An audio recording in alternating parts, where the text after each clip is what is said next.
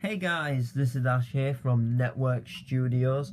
Welcome back to another video. Today I am going to be showing you and going over my music collection and a small portion of the stuff what I already have ready to go in the studio when we get the studio completed. So I have two bits of equipment what I use at the moment, and I use them on a regular basis, one more than the other. And then I have another piece of equipment which I don't have anything to use it with yet, but I've read up a lot about it, and it's absolutely, just absolutely freaking amazing. So I can't wait to show you guys that one. But we're going to start off with the first thing, and the first piece of equipment is actually my DJ controller. So this is a really cool DJ controller. It is the digital IDI controller, PM-IDI 100. This is the instruction manual to it.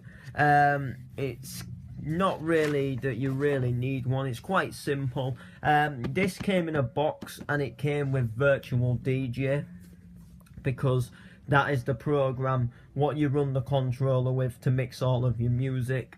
And I already had Virtual DJ, and I've already used a controller with Virtual DJ before, so I already really knew what I was doing. But if you've never really used Virtual DJ before, then an instruction manual disc comes with it.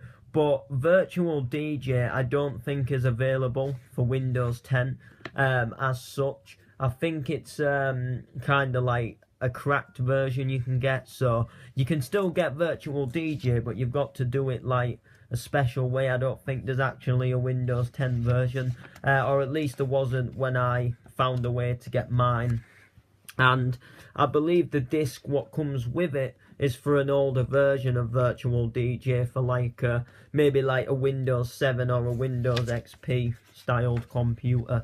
But it's a really cool controller, comes up with all the components and what each button does.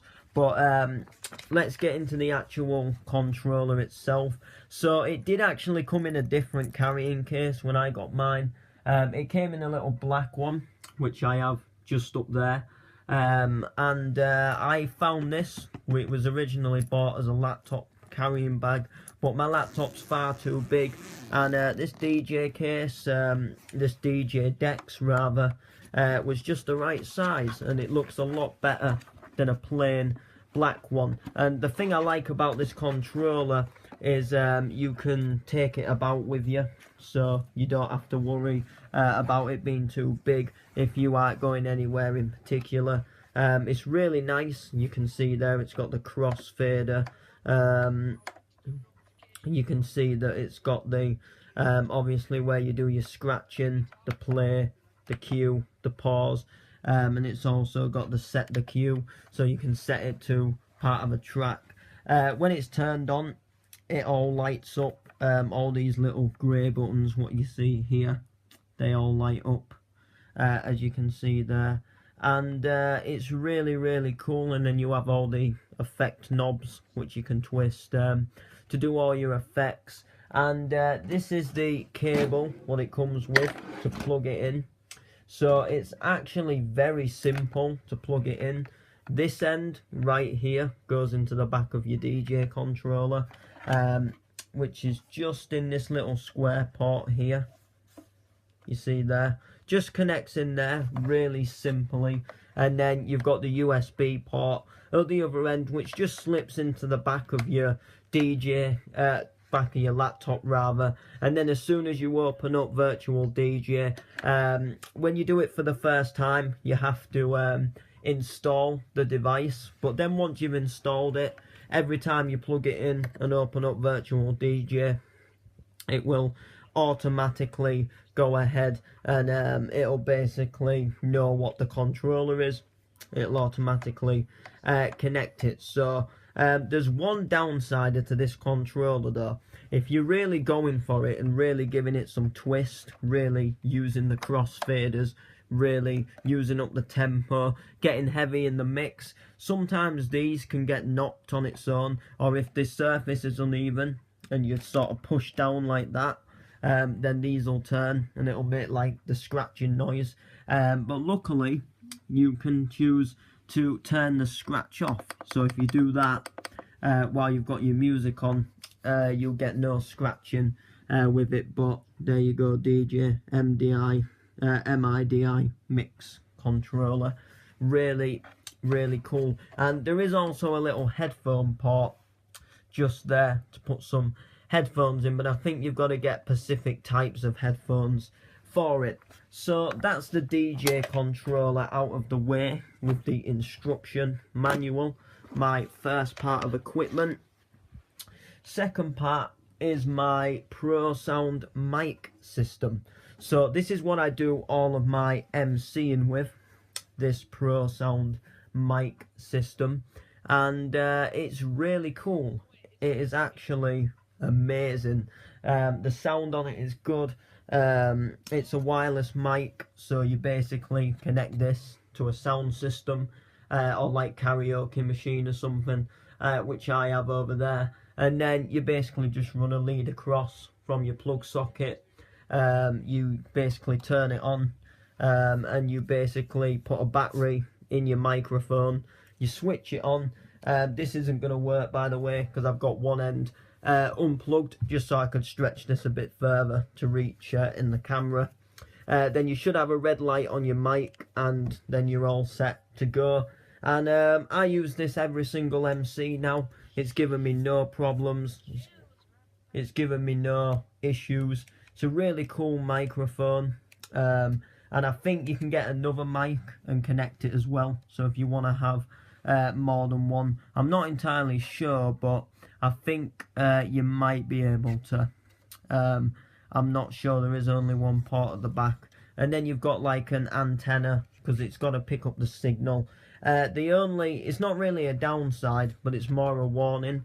Don't use the mic too close to the receiver, or it'll make like a really big crackling noise, and that's what you don't want.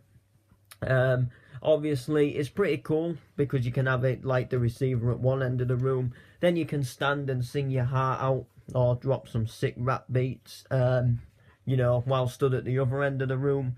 But apart from that, you know, just don't sit too close to it, and make sure that there isn't a lot of stuff near this receiver. So don't have like loads of clutter built up around it. Stand it in a nice space where it's got a, you know, nice sort of range to get signal. And yeah, we'll move on to the, oh yeah, also a volume button for your mic as well. I can also turn the volume up on my sound system as well. And then that's basically all I can say about this, because there's nothing really bad to say about it. It's all good. I've not found any issues. So we'll move on to the final thing, my SPL 1000 watt amplifier.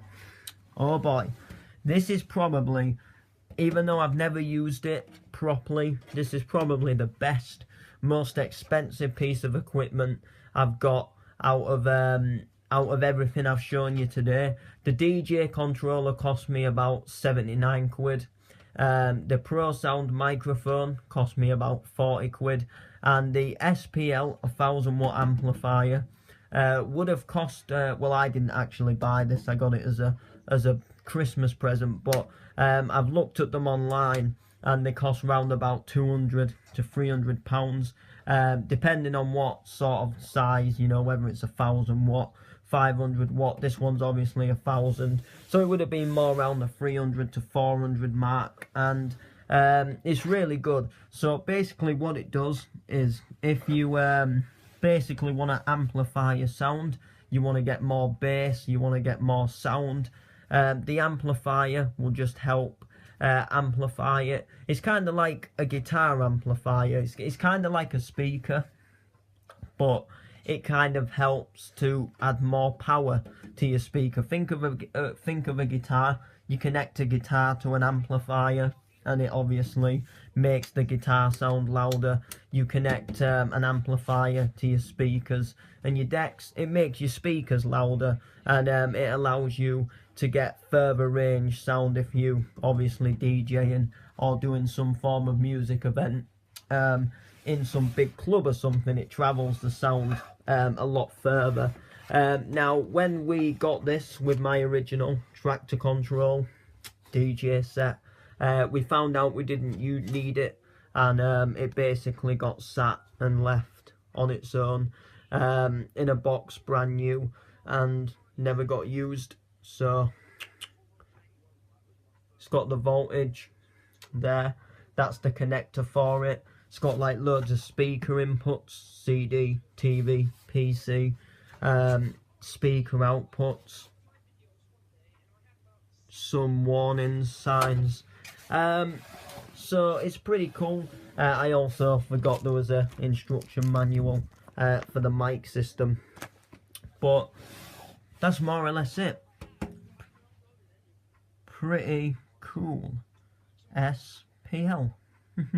Yeah, no, it's really good. So I'm gonna be moving all of these into the studio along with that sound system. Not sure about the record player yet. I might keep that in here depending, just for a bit of, you know, classical record tunage. The sound bar on there, that's gonna stay. That little disco light, you see that down there, that's gonna go in. And then obviously my controller and all of that sort of stuff is gonna go in. So that's gonna do it. That's everything. If you want me to go over the controllers and the microphones in more detail, for example, show you them working, show you them set up, just drop a comment down below, and we shall see you all the next video. Goodbye.